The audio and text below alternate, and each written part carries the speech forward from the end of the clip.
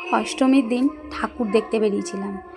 সে যে কি লাইন বাবা, প্রায় 1 ঘন্টা মতন লাইন দিয়ে, সেই শ্রীভূমির মতন লাইন দিয়ে ঠাকুর দেখলাম। কিছুটা করে লোক ঢোকাচ্ছে, আবার দড়ি দিয়ে আটকে রাখছে, তারপরে আবার তারা বেরোলে আবার আমাদের আবার কয়েকজনকে ঢুকতে দিচ্ছে। তো বেশ ভালোই করেছে। এটা হচ্ছে আমাদের গঙ্গাপুরের মন্দিরতলার। এটা আমি কোনোদিনও আসিনি, এই প্রথমবার আসলাম। আমার ছেলে আর বর আগে দেখে গেছে, তারপরে এখন আমি অষ্টমীর দিন এসে দেখছি রাত্রিবেলায় বেশ অনেক ভিড়।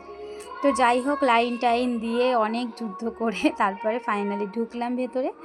তো ভেতরটা দেখলাম খুব সুন্দর করেছে, বাইরের থেকেও ভেতরে আরও সুন্দর। এই যে সত্যি সত্যি হাঁস দেখুন ছেড়ে রেখে দিয়েছে কয়েকটা, জলের মধ্যে ছোট একটা ব্রিজ করেছে, ওটাতে আবার সবাই উঠে ফটোও তুলছে, বেশ সুন্দর লাগছিল। আর এদিকে সে যেটা বেশি বড় ভালো লেগেছে, যে এই যে লাল শাক আর পালং শাক সত্যিকারেরই হয়েছে। দেখুন দুদিকে লাল শাক, মাঝখানে পালং শাক, কত সুন্দর লাগছে না দেখতে। আর তারপরে এই যে ভেতরে তো ঢুকলাম, এই যে আমার ছেলে খুশিতে সে তো নাচ করছে, তার তো এত আনন্দ। তো যাই হোক, একটু নাচা টাচা করে নিল, নাচ করে নিল ছেলে। তারপরে মায়ের মুখের দর্শন করলাম। এই যে মায়ের মুখটা খুব সুন্দর হয়েছে, চারিদিকে কুলো, ধানের শীষ এগুলো দিয়ে প্যান্ডেলটা করেছে, উপরে ঝাড়বাতিটাও বেশ সুন্দর লাগছে। তারপরেই গঙ্গাপুরের একটা ঠাকুর দেখতে এসেছি, সেখানে হচ্ছে পুরুষ বলে থিমটা করেছে। আর হচ্ছে বাচ্চাগুলো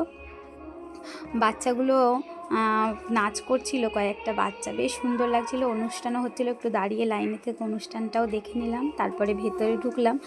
পুরুষরা যে আর কি কাজবাজ করে, ইট চালনি, ওই যে ব্যাগ ট্যাগ দিয়ে একটা প্যান্ডেল করেছে, তো এটাও সুন্দর হয়েছে। তারপর আর একটা ঠাকুর দেখতে চলে এসেছি, এটার এই যে থিমটার নাম হচ্ছে বাবাধাম। তো বাইরে একটা বড় সিংহ করেছে, এটা বেশ সুন্দর লাগছিল।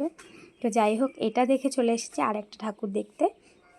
এই ঠাকুরটাও শোলা দিয়ে করেছে, থার্মোকল যেটা হয় না, কেটে কেটে ডিজাইন করেছে, খুব সুন্দর। এটার কালারটা বারবার চেঞ্জ হচ্ছিল, বেশ ভালো লেগেছে। মায়ের মুখটাও খুব সুন্দর লেগেছে।